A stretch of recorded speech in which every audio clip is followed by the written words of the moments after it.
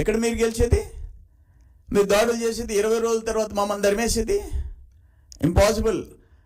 మేము అధికారంకి వస్తున్నాం, మేము వచ్చి మీ మీద దాడులు చేసేదానికి కాదు, రాష్ట్రాన్ని బతికించేదానికి, రాష్ట్రాన్ని గాడిలో పెట్టేదానికి, ఈ దుర్మార్గుల నుంచి కాపాడేదానికి.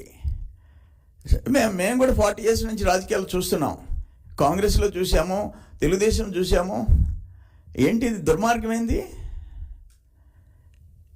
మీకు? అసలు ఆ మనిషికి ఉండాల్సిన గుణాలు లేవా? నీకు ఇక్కడ హృదయం లేదా?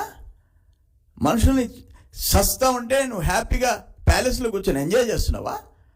మీరు చీఫ్ మినిస్టర్కి ఉండాల్సిన గుణాలు నీకున్నాయా? కానీ మాకు కడుపు మండిపోతుంది.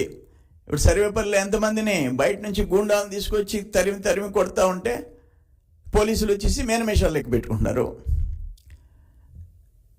ప్రతి కాన్స్టిట్యున్సీలో ఎక్కడ ప్రశాంతంగా ఉంది వాతావరణం? కానీ ఫైనల్గా నేను చెప్పేది ఏంటంటే, కంట్రోల్లో ఉండండి. ఇంకో 17 రోజులు ఉంది కౌంటింగ్. ఒళ్ళు దగ్గర పెట్టుకొని ఉండండి, ఒళ్ళు దగ్గర పెట్టుకోండి. ఎమ్మెల్యేలు మంత్రులు అందరికీ చెప్తుండా, తమాషాలు కాదు. మేము మడిగట్టుకొని ఈ చెంప మీద కొడితే ఈ చెంప మీద కొట్టే దాన్ని కొట్టమని దానికి మేము గాంధీ మహాత్ములు కాదు. డెమోక్రటిక్ సిస్టంలో ఎలక్షన్స్ జరుగుతాయి, గెలుస్తాం, ఓడతాం, ప్రతిపక్షం అధికార పక్షం, అంత మాత్రాన కొమ్ములు వస్తాయా మీకు? నువ్వు సర్వనాశనం చేసావు. ఒక్క శాఖని బతికిలా అనుభవిస్తావు. రైతుల దగ్గర నుంచి, ఇరిగేషన్ సిస్టమ్ దగ్గర నుంచి, మైనింగ్ దగ్గర నుంచి ఏ శాఖ బతికిందో చెప్పు. రోడ్స్ అండ్ బిల్డింగ్స్ దగ్గర నుంచి. నీకు ఎందుకు వేయాలి ఓట్లు? ఎవరు వేయాలి ఓట్లు? కొన్ని జిల్లాల్లో ఎత్తుక్కోవాలి నువ్వు సీటు. నెల్లూరు లాంటి జిల్లాలో సీటు ఎత్తుక్కోవాలా. మంచి గుణపాఠం నీకు చెప్తున్నారు, అనుభవించి తీరుతారు. ఇది నేను చెప్పినట్టు అహంకారానికి ఆత్మగౌరవానికి మధ్య ఎన్నికలు జరుగుతున్నాయి. 5 ఏళ్ళు నొక్కి పెట్టావు. ఎలక్షన్ కోడ్ వచ్చిందాకా నీ సర్వేలు నీకు అనుకూలంగా వచ్చినాయి. ఎలక్షన్ కోడ్ వచ్చిన తర్వాత సర్వేలో అసలైన సర్వేలు బయట వచ్చినాయి. నీ సాక్షి సర్వేలు కాదు, నీ TV9 సర్వేలు కాదు. ఒక రకంగా ఆంధ్రప్రదేశ్ ప్రజలు ఓటు వేసేదాని కోసం వెయిట్ చేశారు. ఫస్ట్ ఫేజ్లో రాలేదని బాధపడ్డారు. ఇది మాత్రం నేను సీరియస్గా చెప్తుండా, ఇప్పటికైనా మంత్రులు, ఎమ్మెల్యేలు కంట్రోల్ కాండి, లేకపోతే అనిపిస్తారు, డెఫినెట్గా అనిపిస్తారు June 4 తర్వాత.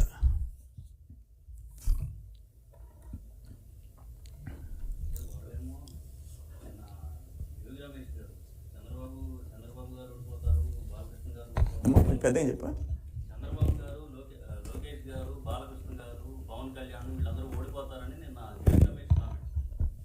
జోగి రమేష్ గారు అండ్ చంద్రబాబు నాయుడు ఓడిపోయి, లోకేష్ బాబు ఓడిపోయి, పవన్ కళ్యాణ్ ఓడిపోయి, పురంధేశ్వరి గారు ఓడిపోయి, అదేందో చూస్తారు కదా, చూస్తావు కదా నువ్వు.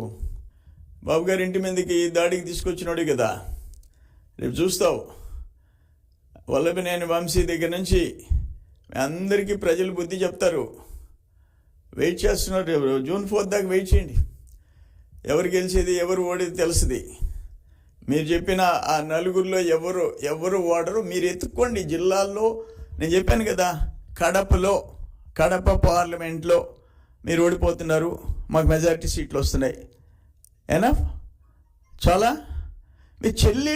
మీ సొంత చెల్లెళ్ళని నీకోసం 3000 చిల్లర కిలోమీటర్లు ఎండనక వాననక నీకోసం నిన్ను బతికించింది నీ పార్టీని. నువ్వు జైల్లో ఉంటే ఆమెను చంపేశావు. మానసికంగా, రాజకీయంగా ఎవడెవడో కంపెనీలోకి ఇచ్చావు. రిలయన్స్లకి రాజ్యసభ, ఒక రాజ్యసభ నీ చెల్లెలకి షర్మిలమ్మకి ఇలాకపోయినావు. నీ మనస్తత్వం అది. మీ తల్లిని విశాఖపట్నంలో పెట్టి ఓడిపోతే